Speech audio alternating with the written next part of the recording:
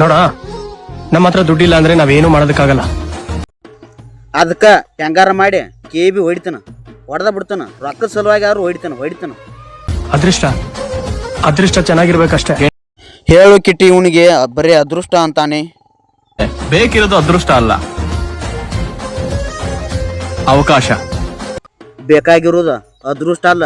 ನಾ ಏನಾರ ಕಂಬ ಹತ್ತದ್ನ್ಯಾಗ ಜಾರ್ ಬಿದ್ದಂದ್ರ ನಂಗೆ ಇನ್ನೊಂದ್ಸಲ ಹತ್ತಾಕ ಅವಕಾಶ ಕೊಡ್ಬೇಕು. ಅದೃಷ್ಟ ಬೇಕಾಗಿಲ್ಲ, ನನಗೆ ಅವಕಾಶ ಬೇಕು.